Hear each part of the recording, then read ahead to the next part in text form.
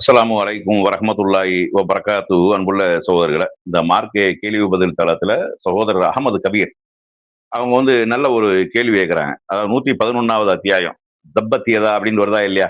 அந்த வசனம் சம்பந்தமாக தான் ஒரு கேள்வி கேட்டிருக்காங்க. என்ன கேட்குறாங்கடா, விறகு சுமக்கும் அவனுடைய மனைவியோ அப்படின்னு இந்த அபூலஹபுடைய மனைவி சம்பந்தமாக சொல்லப்படுது. அவள் விறகு சுமப்பவள் அப்படின்னு சொல்லப்படுது. அவளுடைய கழுத்துல முறுக்கேறிய ஈச்சங்கயிறு தான் இருக்கிறது. அவள் அழிந்து விடுவாள் அப்படிங்கிறது சொல்லப்படுது. ஆனா அபூலஹப் சம்பந்தமா சொல்லப்படக்கூடிய நேரத்துல அவன் செல்வந்தன் அப்படிங்கிற அடிப்படையில சொல்லப்படுது. ஏன்டா அவனை அவனுடைய செல்வமோ அவனுடைய அந்த எதுவுமே அவனை காப்பாற்றவில்லை அப்படின்னு அந்த வசனத்துல சொல்லப்படுது. அவ இவ ஏன் விறகு சுமக்கிறா? விறகு சுமந்து பிழைக்கக்கூடிய ஒரு இடத்துல இல்லாத இவளை விறகு சுமப்பவள் அப்படின்னு சொல்லப்படுது. இதனுடைய உண்மை என்ன? இது என்ன சொல்லப்படுது அப்படிங்கறதான் சகோதரருடைய கேள்வி. ஆனா இந்த வசனம் சம்பந்தமாகவே நம்ம பேசுவதாக இருந்தா அது பெரிய நீண்ட ஒரு ஆடியோவாக பேசணும். ஏண்டா இது அவ்வளவு ஒரு அற்புதமான ஒரு வசனமாக, அதுபோக இறைவேதம் என்பதற்கு மிகப்பெரிய ஒரு சான்றாக இருக்கக்கூடிய வசனங்கள்ல அந்த அத்தியாயத்துல இது ஒரு அத்தியாயம். இந்த அத்தியாயத்தை படித்து விட்டு இஸ்லாத்துக்கு வந்தவர்களுடைய வரலாறுகள் எல்லாம் இருக்கிறது. அதை விட சுருக்கமா சொல்லிட்டு நம்ம அந்த செய்திக்கு வந்துருவோம். அதாவது இந்த சம்பவம் எப்ப நடக்குதுன்னா இஸ்லாத்தினுடைய ஆரம்ப காலகட்டத்தில் நடக்குது. நபி ஸல்லல்லாஹு அலைஹி வஸல்லம் அவர்கள் நபியாக நியமிக்கப்படுறாங்க. ரசூல்லா பயப்படுறாங்க. வரக்கா என்று சொல்லக்கூடிய ஒருவர்கிட்ட ஹதிஜா ரலியல்லாஹு கூட்டிட்டு போறாங்க. அவங்க ஆறுதல் சொல்றாங்க. நீங்க நபியாக தேர்ந்தெடுக்கப்பட்டுட்டியே, மூசாவுக்கு அந்த இறை தூது அந்த வானவர் தான் உங்களுக்கு வந்திருக்கிறாங்க.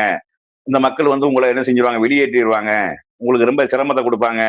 நான் அந்த காலத்துல இருந்தேன்னா உங்களுக்கு நான் பக்கபலமாக உதவியாக இருப்பேன் என்று சொல்லி வரக்கா என்று சொல்லக்கூடிய அவங்க சொல்லிடுவாங்க. அதுக்கப்புறம் கொஞ்சம் காலமாக என்ன செய்யல, ரசூலுல்லாஹ்க்கு வஹி வரல. அதுக்கப்புறம் ஒரு வஹி வருது.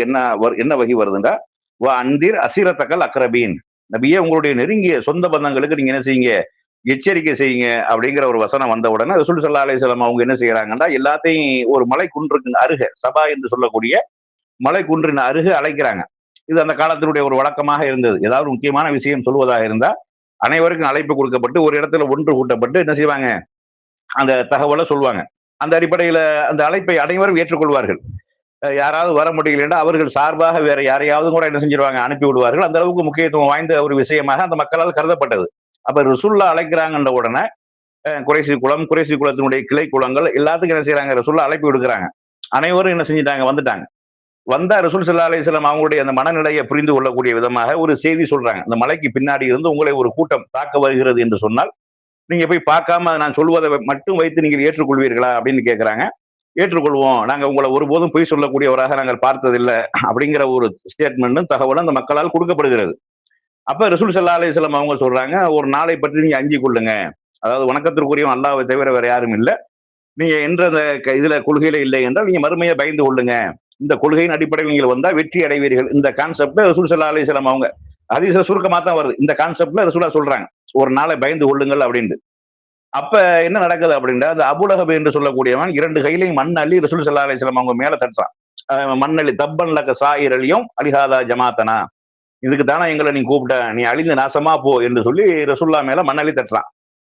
அல்லாஹ் உடனே என்ன செய்யறான்னா, தப்பத் யதா அபீ லஹபின் வ தப் மா அக்னா அன்ஹு மாலுஹு வ மா கஸப் சயஸ்லா நாரன் தாத்த லஹபின் வ இம்ராஅத்துஹு ஹம்மாலத்தல் ஹதப் ஃபீ ஜீதிஹா ஹப்லும் மின் மஸத். இந்த வசனத்தை அல்லாஹ் உடனே அருளிடுறான். அப்ப இந்த வசனத்துல சொல்லப்படக்கூடிய விஷயம் என்னன்னா, அபூலஹபுடைய 2 கரங்களும் நாசமாகி விட்டது. அவனும் நாசமாகி போய்விட்டான். அவனுடைய மனைவி என்ன செய்யறா, விறகு சுமக்கக்கூடிய அவருடைய மனைவி, அவளும் அவளுக்கு அழிந்து நாசமா போயிட்டா. அவளுக்கு முறுக்கு ஏறிய ஈச்ச மரத்தினுடைய கயிறு தான் என்று சொல்லி இந்த வசனம் அருளப்படுது. இந்த வசனம் அருளப்பட்ட உடனே இந்த சம்பவம் அபூலஹபுடைய மனைவிக்கு இந்த செய்தி போன உடனே ரசூல் ஸல்லல்லாஹு அலைஹி வஸல்லம் அவர்களை பழி வாங்கணும் தாக்கணுங்கிறதுக்காக என்ன செய்யறா, பெரிய ஒரு கல்லை தூக்கிட்டு வரான். அது சம்பந்தமாக இந்த இப்னு ஹிப்பான்ங்கிற ஹதீஸ் நூல்ல ஆதாரபூர்வமாக பதிவு செய்யப்பட்டிருக்கு. என்ன செய்தி வருது அப்படின்னா, அப்ப அந்த உம்மு ஜமீல் நபி ஸல்லல்லாஹு அலைஹி வஸல்லம் அவர்கள் எச்சரிக்கை விடுத்து அவளது கணவன் அபூலஹப் மற்றும் அவளை கண்டித்து சூரத்துல் மஸத் தப்பத்துன்னு அப்படி வருதா இல்லையா, அதுக்கு மஸத்னு ஒரு பேர் இருக்கு. அந்த அத்தியாயம் அருளப்பட்டது. உம்மு ஜமீலுக்கு இந்த செய்தி எட்டியது. உம்மு ஜமீலும் அவளும் நரகத்திற்குரியவர் என்று டிக்ளேர் பண்ணப்பட்ட செய்தி எட்டின உடனே அவ கடுமையான கோபத்துல கையில ஒரு பெரிய கல்லை எடுத்துக்கொண்டு நபி ஸல்லல்லாஹு அலைஹி வஸல்லம் அவர்களை தேடி அலைகிறா. தேடி வந்துட்டா. அப்போது நபி ஸல்லல்லாஹு அலைஹி வஸல்லம் அவர்களும் அபூபக்கர் அவர்களும் என்ன செய்யறாங்கன்னா, கௌபாவுக்கு அருகில அமர்ந்து இருக்கிறாங்க. இந்த பெண்ணு அந்த பொம்பளை வர்றதை கண்டு அபூபக்கர் ரலியல்லாஹு அவங்க என்ன செய்யறாங்க, பயப்படுறாங்க. இது ஏதாவது ரசூலுல்லாஹ்க்கு நேர்ந்துருமோ, அல்லாவின் தூதர் அவ கையில கல்லை வச்சுக்கிட்டு இருக்கா, உங்களை பார்த்து விட்டால் ஏதேனும் தீங்கு இழைத்து விடுவாளர் என்று நான் அஞ்சுறேன் என்று அந்த பெண்ணு சொல்ற. அந்த அபூபக்கர் ரலியல்லாஹு அவங்க சொல்றாங்க. அதுக்கு அபூபக்கர் சித்திக் ரலியல்லாஹு அவங்க சொல்றாங்க, நிச்சயமாக அவ என்ன பார்க்க மாட்டா என்று கூறிவிட்டு குர்ஆன் வசனங்களை ஓதி தங்களுக்கு பாதுகாப்பை ஏற்படுத்தி கொண்டார்கள். அங்க வந்து உம்மு ஜமீல் அவர்களுக்கு நபி ஸல்லல்லாஹு அலைஹி வஸல்லம் அவர்கள் அமர்ந்திருக்கக்கூடியது தெரியல. அபூபக்கர் ரலியல்லாஹு அவங்களை நோக்கி தான் என்ன செய்யறா பேசுற, அபூபக்கரே உமது தோழர் என்னை பழித்து பாடிவிட்டாராமே, வசனம் இறங்கி விட்டு, அதாவது அவ கவிதை பாடின மாதிரி அவ சொல்றா, அப்படி வசனம் இறங்கி விட்டதாமே என்று கேட்டார்கள். அதற்கு அபூபக்கர் ரலியல்லாஹு அவர்கள், இல்லை, அந்த அகிலத்தின் இறைவன் மீது ஆணையாக அவர் உம்மை பழித்து கவிதை பாடுபவர் அல்ல, ரசூலுல்லாஹ் கவிதை பாடக்கூடியவர் அல்ல என்று பதிலளித்தார்கள். உடனே அவ என்ன செய்யறாண்டா, நபி ஸல்லல்லாஹு அலைஹி வஸல்லம் அவர்களை இகழும் விதமாக சில வார்த்தைகளை வரிகளை கூறிவிட்டு, நான் அவரை பார்த்திருந்தால் இந்த கல்லால் அவரது முகத்திலே அடித்திருப்பேன் என்று சபதமிட்டு அங்கிருந்து சென்றார். அவள் சென்றது அபூபக்கர் ரலியல்லாஹு அவங்க வந்து என்ன செய்யறாங்க, அல்லாஹ்வுடைய தூதரே அவள் உங்களை பார்க்கவில்லையா என்று கேட்டதற்கு நபி ஸல்லல்லாஹு அலைஹி வஸல்லம் அவர்கள், அல்லாஹ் அவளது பார்வையை விட்டு என்னை தடுத்து விட்டான், வானவர் மூலமாக என்ன செஞ்சான், அது பிராக்கெட் போட்டிருக்காங்க, அவருடைய பார்வையை விட்டு அல்லாஹ் என்ன பாதுகாத்துட்டான் அப்படிங்கிற செய்தி இப்னு ஹிப்பான்ல வருது, அபு யஹ்லாவுல வருது, ஹாக்கிம்ல வருது, தப்சீர் இப்னு கசீர்லயும் இந்த சூரத்துல் மஸத் விளக்க உரையில என்ன செஞ்சிருக்காங்க, குறிப்பிட்டிருக்காங்க. தமிழ்ல இது வெளியா இருக்குது, தேவைப்பட்டா என்ன செஞ்சுக்கலாம், பாத்துக்கலாம். இது ஆதாரபூர்வமான செய்தி அப்படிங்கிற அளவுல இருக்கிறது. இப்ப இதுல சகோதரர் கேட்கக்கூடிய கேள்வி என்ன அப்படிங்கிறதுக்கு முன்னாடி இந்த வசனம் சொல்லக்கூடிய முக்கியமான விஷயம் என்ன அப்படின்னா, அதாவது அவனை வந்து ஆரம்ப காலகட்டத்தில் அவனை சபித்து அவன் நரகத்திற்குரியவன், அவன் சுருக்கம் செல்ல மாட்டான், அவன் இஸ்லாத்தை ஏற்றுக்கொள்ள மாட்டான் என்று டிக்ளேர் செய்யப்படுகிறது. இந்த வசனம் அந்த அத்தியாயம் வந்து பொய்ப்பிக்கப்பட வேண்டும் என்றால் அவன் இஸ்லாத்துக்கு வந்து விட்டு அந்த அத்தியாயம் பொய்ப்பிக்கப்பட்டுரும், இந்த அத்தியாயம் இல்லாமல் போயிடும்.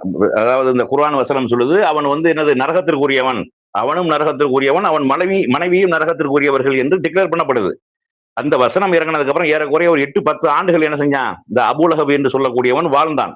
வாழ்ந்து அவனுடைய உள்ளத்துல வந்து ஒரே ஒரு பொய்க்காவது நம்ம இஸ்லாத்தை ஏற்றுக்கொள்வோம் என்ற எந்த விதமான சிந்தனையுமே வரல. எத்தனையோ பேர் இஸ்லாத்துக்கு வந்தாங்க. அதுக்கப்புறம் வந்து ரசூலுல்லாஹ் வந்து ஆரம்பத்துல பிரச்சாரம் பண்ணதுக்கு அப்புறம் 10 ஆண்டுகள்ல எத்தனையோ பெரிய பெரிய அந்த ஊர்ல இருக்கக்கூடிய முக்கியஸ்தர்கள், பெரிய பெரிய ஆட்கள் எல்லாம் என்ன செஞ்சாங்க, இஸ்லாத்தை நோக்கி வந்தார்கள். இந்த அபூலஹப் என்று சொல்லக்கூடியவனுடைய உள்ளத்துல வந்து அந்த இஸ்லாத்திற்கு போக வேண்டும், நம்ம இஸ்லாத்துக்கு போயிட்டோம்னா அந்த வசனம் பொய்யாயிரும், முகம்மதை பொய்யாக்கிடலாம் என்று சொல்லி பொய்க்காக கூட என்ன செய்யல, அவன் இஸ்லாத்துக்கு வரவில்லை. இந்த வசனம் உண்மையிலேயே இறைவனுடைய வசனம் தான், இறை வேதம் தான் என்பதை நிரூபிக்கக்கூடிய விதமா இருக்கிறது என்று சொல்லி இஸ்லாத்திற்கு வந்த செய்திகள் எல்லாம் என்ன செய்யுது இருக்கிறத நம்ம என்ன செய்யறோம் பார்க்கிறோம். இதுல வந்து இப்ப சகோதரர் அகமது கபீர் அவங்க என்ன கேட்கிறாங்கன்றா, இப்ப அவருடைய மனைவி சம்பந்தமாக சொல்லக்கூடிய நேரத்துல விறகு சுமக்கக்கூடியவள் என்று வருத, அவங்கதான் பணக்காரலா தானே இருந்தாங்க, விறகு சுமந்து அதை வித்து புலப்பு நடத்தக்கூடியவரா இல்லையே, இது என்னதுக்கு சொல்லப்படுது அப்படின்டா, இந்த பொதுவா வந்து இந்த உதாரணம் சொல்லக்கூடிய விஷயங்கள் இருக்கா இல்லையா, உவமையாக பேசக்கூடிய விஷயம், அது வந்து நம்ம தமிழ்ல கூட சொல்லுமா இல்லையா, ஒரு பத்த வச்சுட்டு போயிட்டான் போற அப்படிமோ, தீய பத்த வச்சிருக்க மாட்டான், பொய்யை சொல்லியிருப்பான், அது மாதிரி என்ன செய்யறான், கோல் மூட்டியிருப்பான், சண்டையை மூட்டியிருப்பான், அவதூறா பேசியிருப்பான், இந்த மாதிரி பேசுறத பத்த வச்சுட்டு போயிட்டான் அப்படிமோமா இல்லையா. இந்த ஒரு கான்செப்ட்ல தான் அவளை விறகு சுமப்பவள் அப்படின்னு சொல்லப்படும். விறகு வைத்து எரித்து எப்படி பகையை உண்டாக்குவோமோ, புகையை உண்டாக்குவோமோ, அந்த மாதிரி இவள் பகையை உண்டாக்கக்கூடியவள் அப்படிங்கிற அடிப்படையில குரோதத்தை ஏற்படுத்தக்கூடியவள், புறம் பேசக்கூடியவள், பொய் சொல்லக்கூடியவள், பத்த வச்சுட்டு போகக்கூடியவள் அப்படிங்கிற கான்செப்ட் அவருடைய கேரக்டர் அப்படி. அந்த அடிப்படையில தான் இந்த வசனம் சொல்ல விறகு சுமக்கக்கூடியவள் அப்படின்டா, இவர் சுல்லாக்கு எதிராக ஏராளமான பொய்களையும் புரட்டுகளையும் அவதூறுகளையும் இல்லாத பொல்லாத செய்திகளை சொல்லி இஸ்லாத்திலிருந்து தடுக்கக்கூடிய ஒரு காரியத்தை அபூலஹபுக்கு துணையாக நின்று இவர் செய்தால் என்ற அடிப்படையில அவருடைய மனைவி விறகு சுமக்கக்கூடியவள், பொய் பேசக்கூடியவள், கோல் சொல்லக்கூடியவள், அதே மாதிரி என்னது பத்த வைக்கக்கூடியவள், தீ மூட்டக்கூடியவள் என்ற கான்செப்ட்ல தான் இந்த அவருடைய மனைவி சம்பந்தமாக சொல்லப்படுதே ஒழிய அவள் ஒண்ணுமில்லாதவ, காசு பணம் இல்லாதவர்கள் என்ற கான்செப்ட்ல சொல்லப்படுறது. இது இலக்கியமாக சொல்லப்பட்ட ஒரு உதாரணம். நம்மளுடைய பழக்க வழக்கங்கள்ல அந்த மாதிரி சொல்லுவோம், பத்த வச்சுட்டு போயிட்டான் அப்படின்னு சொல்லுவோம், கை நீளமோ, திருடனை பார்த்து என்ன செய்வோம், கை நீளமோ, கை நீளம்னா என்னது, கை பெருசா இருக்கிற அர்த்தம் இல்ல, ஆட்டையை போட்டு போயிட்டான், கம்பி நீட்டிட்டான் அப்படிமோ, கம்பி நீட்டிட்டா என்னது தப்பிச்சு போயிட்டான்னு அர்த்தம். இப்படியாக சொல்லப்படக்கூடிய மக்களுடைய பாசையில தான் அந்த குர்ஆன் அருளப்பட்டது அப்படிங்கிற அடிப்படையில வந்து அவளுக்கு சொல்லக்கூடிய உதாரணம் என்பது அவள் கோல் சொல்லக்கூடியவராக, பொய் சொல்லக்கூடியவராக, அவதூறு பரப்பக்கூடியவராக, மக்கள் மத்தியில தீய எண்ணங்களை தீய சிந்தனைகளை ஊட்டக்கூடிய பத்த வைக்கக்கூடிய வேலையை பார்த்தவள் அப்படிங்கிற கான்செப்ட்ல தான் இந்த வசனம் சொல்லப்படுது, வசனத்துல சொல்லப்படுது அப்படிங்கறத என்ன செய்யணும், விளங்கி கொள்ளணும்.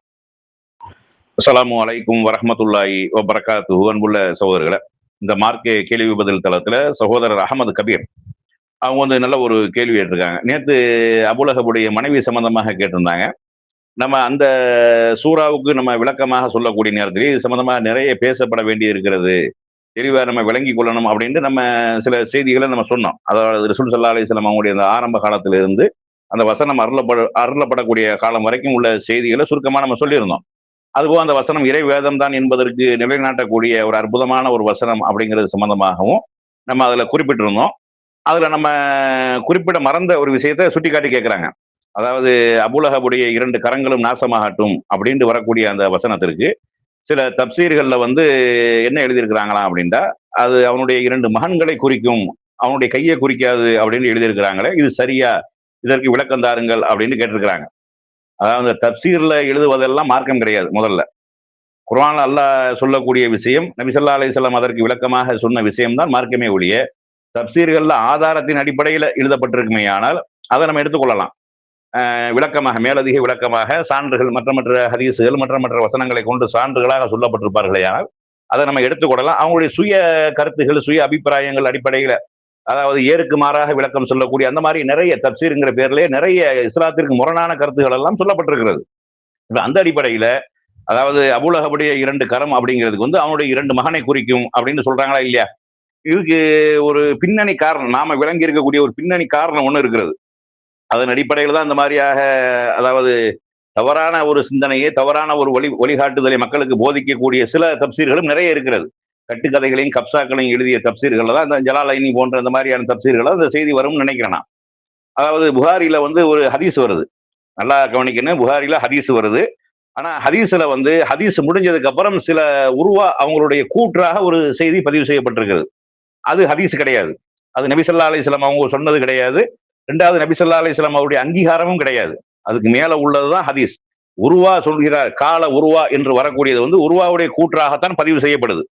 அதுல என்ன பதிவு செய்யப்படுது அப்படின்டா, இப்ப ஆமினா, அப்துல்லா இருவருக்கு மகனாக முகம்மது நபி ஸல்லல்லாஹு அலைஹி வஸல்லம் 40வது வயசுல நபி ஆறாங்க. அதுக்கு முன்னாடி இவர் முகம்மது தானே.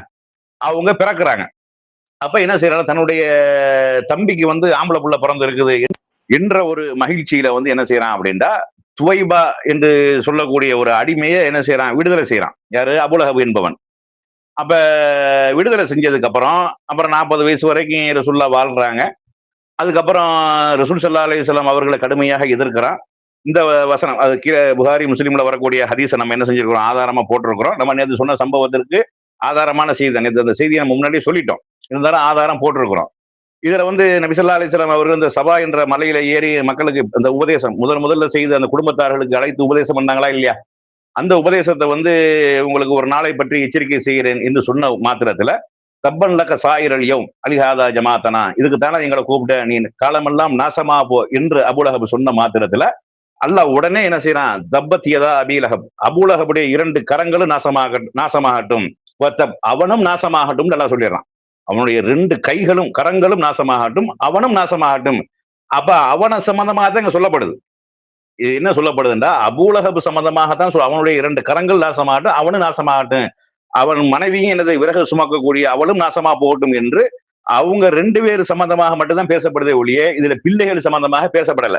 இது பிள்ளைகளை ஏன் கொண்டு வந்து கோர்க்கிறாங்க அப்படின்டா, அந்த மேல சொன்னால உருவாவுடைய கூற்றா வரக்கூடியது. அப்ப அபூலஹப் மரணிச்சதுக்கு அப்புறம் அவங்களுடைய குடும்பத்தை சேர்ந்த யாரா ஒருவர், இன்னாரெல்லாம் தெரியல, ஹதீஸை பொறுத்த அளவுக்கு இன்னாருன்னு யாருன்னு தெரியாட்டாலும் அது போக்கா போயிடும். 2வது இது ஹதீஸே கிடையாது. இது வந்து உருவாவுடைய கூற்றாகத்தான் பதிவு செய்யப்படுது. அப்ப அவரு சொல்லக்கூடிய விஷயம் என்னன்னா, குடும்பத்தை சேர்ந்த ஒரு ஆள் வந்து அபூலஹப கடவுளை காண்றாங்க. அப்ப அவன் வந்து உங்களுக்கு என்ன ஏற்பட்டிருக்கு அப்படின்னு, எனக்கு பெரிய நாசம் கேடு ஏற்பட்டுருச்சு, ஆனால் அந்த துவைபாவை விடுதலை செஞ்சதுக்காக என்னுடைய விரலுக்கு இடையில நீர் சுரக்குது, அதை கொண்டு நான் போதுமாக்கி கொள்றேன் அப்படிங்கிற மாதிரியான ஒரு தகவல் பதிவு செய்யப்படுது. கனவுல கண்டதாக. கனவு முதல்ல மார்க்கம் இல்லை. 2வது காபீர்கள் காணக்கூடிய கனவு மார்க்கமா? காபீர் சொல்லக்கூடிய ஸ்டேட்மெண்ட் உண்மையா? இந்த விஷயங்கள்லாம் நீங்க பாத்தீங்களாக்க புகாரில பதிவு செய்யப்பட்டிருக்கான ஹதீஸ் கிடையாது. இது உருவாவுடைய கூற்றாக அவங்களுடைய குடும்பத்தை சேர்ந்த ஒருவர் சொன்னதாக என்ன செய்யப்படுது.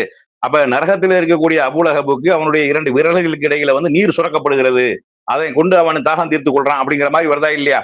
ஆனா குர்ஆன் வசனம் தெல்ல தெளிவாக அவனுடைய 2 கரங்களும் நாசமா போகட்டும், அவனும் நாசமா போகட்டும் தெளிவாக சொன்னதுக்கு அப்புறம், இது கனவுல யாரோ ஒருவர் கண்ட கனவு, அது அதாவது காபிரா மௌத்தா போன அபூலஹப் ரசூலுல்லாஹ்வை எதிர்த்து எதிரியாக இருந்து அல்லாஹ்வுடைய சாபத்திற்கு உள்ளான அந்த அபூலஹப் வந்து அவன் கனவுல சொன்னதை இவங்க நம்மளுக்கு என்ன செய்யறாங்க, மார்க்கமாக ஏற்றுதான் அந்த தப்சீர் போன்ற செய்திகள் இந்த மாதிரி எழுதி வைக்கிறாங்க. இது வந்து என்னது, இது வந்து ஹதீஸ் கிடையாது, இது உருவாவுடைய கூற்று. அவங்க குடும்பத்தை சேர்ந்த யாரா ஒரு சொன்னதாக வருது. இந்த துவைபா என்று சொல்லக்கூடிய அவங்க வந்து ரசூலுல்லாஹ்வுக்கு வந்து பால் குடி தாயாவும் இருந்திருக்கிறாங்க. அதெல்லாம் மேட்ரு. இதுல என்ன விஷயம் அப்படின்னா, அபூலஹப் சொன்னது மார்க்கமா? அபூலஹப் சொல்ற ஸ்டேட்மெண்ட் சரியா? 2வது அவங்களுடைய குடும்பத்தார்ல யாரு கனவு கொண்டது? அவங்க முஸ்லிமா அல்லது முஸ்லீம் அல்லையா யாருன்னு கேட்கிறேன். இப்படி எந்த விதமான ஒரு தகவலும் கிடையாது. பொத்தாம் பொதுவா என்னது மொட்டை தாத்தா குட்டையில விழுந்த கதையா ஒரு சம்பவத்தை புகாரி இமாம எழுதி வச்சிருக்கிறார்.